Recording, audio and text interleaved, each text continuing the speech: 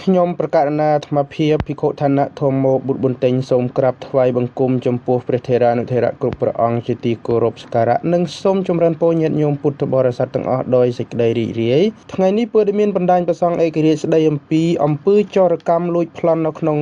ឃុំវ៉ារិនស្រុកវ៉ារិនខេត្តសៀមរាបគឺគ្មានអាជ្ញាធរយកចិត្តទុកដាក់ចំពោះបញ្ហានេះទេផ្ទុយទៅវិញចំពោះមេឃុំដែលគាត់បានថ្លែងក្នុងលក្ខខណ្ឌមិនបញ្ចេញត្រកូលតែបញ្ចេញតែឈ្មោះអត់ទេខ្ញុំគណៈដែលមាននាមត្រកូលទេអត់ទេគឺគាត់បានមានប្រសាសន៍ថាការលួចប្លន់នៅក្នុងឃុំវ៉ារិននេះមិនមែនមានជាអាឡែជីទេរឿងចោលលួចនេះវាមិនជាអាឡែជីទេតែយើងភ្លេចជីទៅបានវាមិនអបានថារឿងចេះវាមានតែយើងនៅគូមួយទេវាជាទូទៅហើយទូទាំងប្រទេសវាមានដូចតែគ្នាទេបើយើងនេះដែរគឺយើងភ្លេចខ្លួននោះបើអាចបានបើតែថ្ងៃនោះនិយាយពីភូមិឃុំមានសុវត្ថិភាពខ្ញុំកណាចុះផ្សព្វផ្សាយដល់ពលរដ្ឋប្រចាំខេត្តក៏ចេះតែផ្សព្វផ្សាយតាមគ្រប់តែកន្លែងនិយាយពីរឿងការពារសុវត្ថិភាពនិងរាយការណ៍ដល់អ្នកដែលមកស្នាក់នៅបណ្ដោះអាសន្នហើយនឹងជួយស្រាវជ្រាវមើលអ្នកដែលខិលខូចទៅទាំងអស់នៅបានដំណេកប្រជាជនមកបានរាយការណ៍ឲ្យមានភូមិដល់កណ្ដាត់ណាខ្ញុំកណាក៏មិនបានដែលមានន័យថាមិនមែនលួចជាប្រចាំទេលួចយូរម្ដងហើយការលួចរបស់ក្រុមចោរនោះមិនមែនចោរចង់លួចទេគឺដោយសារតែប្រជាជនធ្វេសប្រហែសដោយខ្លួនឯងទើបចោរមានឱកាសលួចក្នុងនាមជាអាជ្ញាធរមិនមែនមានន័យថាយើងត្រូវបណ្ដេតបណ្ដោយឲ្យក្រុមចោរមានឱកាសលួចហើយពឹងផ្អែកទៅលើប្រជាជនទាំងស្រុងនោះទេប្រសិនបើអាជ្ញាធរដែនដីយល់លេសថាប្រជាជនត្រូវការពារសន្តិសុខដោយខ្លួនឯងលុះត្រាណាតែសមត្ថកិច្ចនោះព្រមផ្ដល់សិទ្ធិឲ្យប្រជាពលរដ្ឋធ្វើការគ្រប់គ្រងនិងប្រើសិទ្ធិអំណាចដោយខ្លួនឯងទើបជាការមួយដ៏ត្រឹមត្រូវចំពោះអ្នកពាក់ព័ន្ធនៅក្នុងស្រុកវិញក៏មិនបានគិតថាបញ្ហាចោរកម្មនៅក្នុងស្រុកវ៉ារិននេះជាបញ្ហាធំចម្បងនោះទេហើយគាត់បានមានប្រសាសន៍ថាការលួចប្លន់នេះមិនមែនមានតែនៅក្នុងឃុំវ៉ារិនស្រុកវ៉ារិនខេត្តសៀមរាបទេ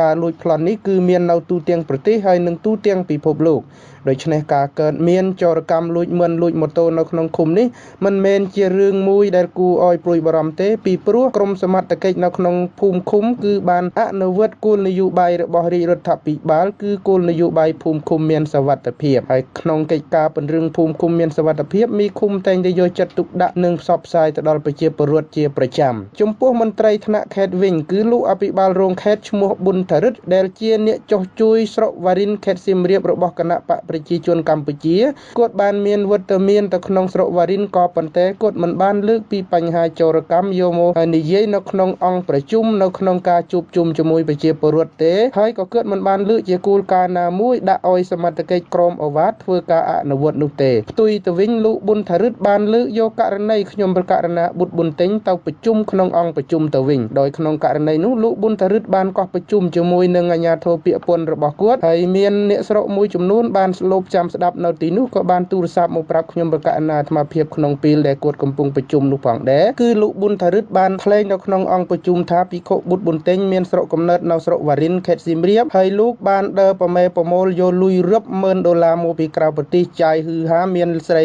មានវីឡាដោយខ្លួនឯងដែលរឿងទាំងអស់នេះទុយពីដែនសមត្ថកិច្ចដែលលោកប៊ុនថារិទ្ធគូធ្វើការងារដែលលោកប៊ុនថារិទ្ធត្រូវធ្វើគឺត្រូវទៅបំពេញធ្វើយ៉ាងណាកុំឲ្យមានអំពើចោរកម្មនិងពង្រឹងសុវត្ថិភាពជូនប្រជាជនត្រូវលើកជាគោលការណ៍ធ្វើយ៉ាងណាឲ្យមានការសហប្រតិបត្តិការពីអាជ្ញាធរថ្នាក់ខេត្តនិងថ្នាក់ស្រុកហើយមានសហប្រតិបត្តិការជាមួយនឹងប្រជាជនដើម្បីធ្វើយ៉ាងណាឲ្យប្រជាជនរស់នៅកុំឲ្យមានការភ័យខ្លាចតែកិច្ចការរបស់គណៈបកប្រជាជនកម្ពុជាជាពិសេសលោកប៊ុនថារិទ្ធនេះតែម្ដងគឺធ្វើតែកិច្ចការដែលមិនគួរធ្វើគឺមកវាយប្រហារកិត្តិយសកេរ្តិ៍ឈ្មោះរបស់បុគ្គលពលដែលមានទាំងស្រុងខ្ញុំប្រកាសណាសូមចាក់ការសន្ទនាតាមទូរស័ព្ទរវាងខ្ញុំប្រកាសណានិងលោកមេឃុំអឿនហើយនិងលោកឈឿមប៊ុនឆុងដែលជាសកម្មជនគណៈបកប្រឆាំងនៅក្នុងស្រុកវ៉ារិនខេត្តសៀមរាបផងដែរសូមអរិទ្ធនានិមន្តព្រះករុណាគ្រប់ព្រះអង្គនិងចម្រើនពរញាតិញោមពុទ្ធបរិស័ទទាំងអស់តាមដានស្ដាប់ការសន្ទនាទាំងស្រុងជាមួយនឹងខ្ញុំប្រកាសណាអាត្មាភាពដូចតទៅចម្រើនពរអាត្មាឬពុទ្ធមានញាតិញោមពីខាងនោះឯងប្រាប់ថានៅយប់មិញយប់ម្សិលមិញមានអ្នកលួចមឿនលួចអីនៅគ្រូហើយនៅខាងញោមមានជ្រាបពុទ្ធមាននោះទេមានចោរកម្មមានអីអញ្ចឹងមែនទេចម្រើនពរតែណាតែរឿងលួចមិនលួចទីយកអត់លឺទេដែលគុណប៉ុន្តែយប់មិញមានចោរលួចម៉ូតូប៉ុណ្ណោះឯងចម្រើនពរអញ្ចឹងចោរលួចម៉ូតូហ្នឹងណែក្រុមអ្នកលួចនេះយើងដែលមានមុខសញ្ញាចាស់អីមុនទេឬក៏ញោមមានវិធានការយ៉ាងម៉េចដែរឮគេប្រាប់ដូចជាព្រួយបារម្ភអ្នកស្រុកខាងនោះញោមពូ ណាចូលរឿងមួយសញ្ញាចាស់ដូចអត់ប្រហែលជ្រាបវាអត់ឃើញបានយុគមិញនោះម្ចាស់ម៉ូតូវាចូលទៅវាអត់ត្រូវតែចូលត្រូវតែអាចរួមសញ្ញាឃើញតែរួមវាអត់ឃើញតែគ្រាន់តែជ្រាបបានឃើញចម្រើនពូចុះខាងញោមមីឃុំហើយនឹងខាងស្រុកគេនឹងមានវិធានការទប់ស្កាត់យ៉ាងម៉េចដែរចម្រើនពូតែរឿងទប់ស្កាត់គេថាទប់ស្កាត់ហើយគេថាអប់រំផ្សព្វផ្សាយដល់ពលរដ្ឋឲ្យចេះការពារខ្លួនឯងហើយនឹងផ្ដល់ពើដ៏មានដល់អានេះដែលស្នាក់នៅមួយស្នាក់នៅបណ្ដោះអាសន្នឲ្យរាយការណ៍ឲ្យសមត្ថកិច្ចបណ្ដាំនៃប្រជាជននោះបានចូលរួមរាយការណ៍នៃប្រជាជននោះបានចូលរួមប្រាប់រឿងនេះដែលមួយស្នាក់នៅបណ្ដោះអាសន្នយ៉ាងម៉េចខ្ញុំមិនដឹងថាបានយ៉ាងម៉េចទេតាមរយៈការសន្ទនាតាមទូរស័ព្ទនេះយើងអាចសន្និដ្ឋានបានថាអាជ្ញាធរមានសមត្ថកិច្ចនៅក្នុងឃុំហាក់បីដូចជាដាក់បន្ទុកទៅលើប្រជាពលរដ្ឋដែលមិនបានសហប្រតិបត្តិការជាមួយនឹងអាជ្ញាធរមានសមត្ថកិច្ចក៏ប៉ុន្តែបើតាមមតិយោបល់របស់ប្រជាពលរដ្ឋវិញពួកគាត់បានថ្លែងថាគាត់បានរាយការណ៍ប្រាប់អាជ្ញាធរគ្រប់ពេលក៏ប៉ុន្តែអាជ្ញាធរមិនបានយកចិត្តទុកដាក់ហើយជាពិសេសទៀតសោតកាលពី2ខែមុននេះគាត់ចាប់បានជនសង្ស័យចំនួនដល់ទៅ2នាក់យកទៅឲ្យអាជ្ញាធរចាត់វិធានការក៏ប៉ុន្តែក្រោយពីការសាកសួររបស់អាជ្ញាធរហើយជនជាប់ចោតបានឆ្លើយដូចជាមនុស្សវិកលចរិតក៏អាជ្ញាធរបានដោះលែងទៅវិញបន្តទៅទៀតនេះសូមចូលរួមស្ដាប់ការសន្ទនារបស់ខ្ញុំប្រកាសអាត្មាភាពជាមួយនឹងលោកឈើមុនឆុងចម្រើនពរលោកឈឹមមុនឆុងឥឡូវសម្រាប់ព្រឹត្តិការណ៍ព័ត៌មានថ្ងៃនេះខាងវិទ្យុសំឡេងប្រសង់ឯករាជ្យបានទទួលព័ត៌មានថាមានអំពើចោរកម្មលួចមុនលួចទាលួចម៉ូតូនៅម្ដុំឃុំវ៉ារិនស្រុកវ៉ារិនខេត្តសៀមរាបតើព័ត៌មាននេះជាព័ត៌មានពិតទេលោកឈឹមមុនឆុងកណាជាព័ត៌មានពិតកណាអញ្ចឹងដោយសារយុគមិញហ្នឹងគឺកើតសារជាថ្មីម្ដងទៀតហើយម្សិលមិញហ្នឹងក៏កើតនៅពេលថ្ងៃហ្នឹងផងដែរអញ្ចឹងការកើតនឹងចូលនឹងឯងលួចអត់រើសមុខទេលួចតាំងពីមុនតាំងពីទាធុងបាមញ៉េ CD ហើយលួចកាក់សពបែបយ៉ាងទាំងអស់ប៉ុន្តែការកើតឡើងនេះយើងមិនទាន់ឃើញមានសមត្ថកិច្ចណាមួយនឹងមិនក្រាបបានទេអត់ឃើញមានយកចិត្តទុកដាក់ឬក៏សាកសួរចំពោះបុគ្គលណាម្នាក់ដើម្បីធ្វើការទប់ស្កាត់នេះទេចុះចំពោះលោកមីឃុំវិញគាត់មានការយកចិត្តទុកដាក់យ៉ាងណាឬក៏មីឃុំគាត់មិនបានចាប់អារម្មណ៍ចំពោះបញ្ហាចរកម្មនេះចឹងតាមគណៈសង្កេតមើលទៅគឺការ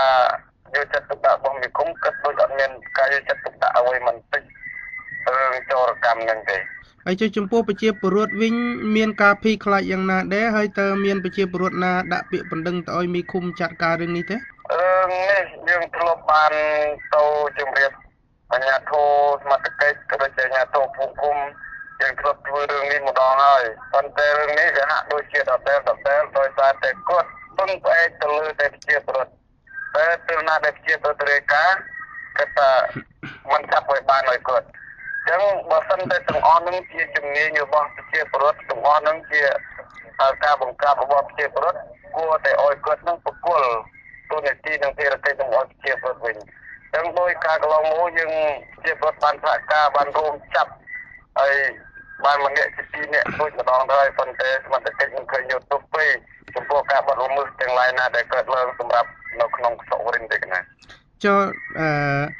លោកឈឹមមុនឆុងបានរៀបរាប់ថាបានចាប់បានម្នាក់ឬ2នាក់ហើយចាប់បាននោះមនុស្សដែលជាក្រុមចរកម្មនឹងមានប្រភពមកពីណាជាអ្នកស្រុកកំណើតនៅទីនោះឬក៏អ្នករស័តដេតមកពីទីឆ្ងាយយើងចាប់បានលើកទី1ចាប់បានម្នាក់យើងសួរអត់ឆ្លើយអត់មានទិសតំបន់អត់ដឹងគោលដៅពិតប្រាកដម្ដងនៅពួកម្ដងនៅគោជុំម្ដងនៅព្រៃជ្រូកអញ្ចឹងយើងពិបាកសន្និដ្ឋានទី1ចុះចំពោះក្រុមប្រឹក្សាស្រុកដែលទើបតែជាឆ្នោតថ្មីនេះតើបានជ្រាបពីបញ្ហាចរកម្មនេះហើយឬក៏មិនទាន់បានចូលប្រជុំធ្វើការក្នុងសាលាស្រុកនៅឡើយគាត់បានជ្រាបប៉ុន្តែដោយសារតែមិនទាន់បានប្រជុំទឹកតែនឹងប្រកាសលទ្ធផលអ្នកកាន់តំណែងនៅថ្ងៃទី6ខែ6នេះចឹងដូច្នេះកិច្ចការប្រជុំនៅមិនទាន់បានប្រជុំព្រមព្រៀងណាចឹងសូមអរគុណចំពោះការផ្ដល់បទសម្ភាសន៍លោកឈឹមមុនឆុងហើយតើលោកឈឹមមុនឆុងមានមតិយោបល់អីចង់ផ្ដាំផ្ញើដល់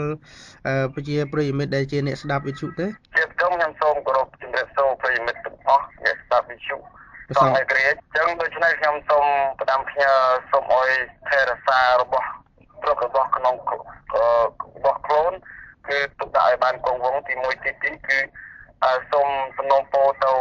លើរាជរដ្ឋាភិបាលក៏ដូចជាមន្ត្រីអាជ្ញាធរគ្រប់តំបន់គ្រប់លំដាប់ថ្នាក់សូមជួយ បង្ក្រាបបទល្មើសឲ្យបាន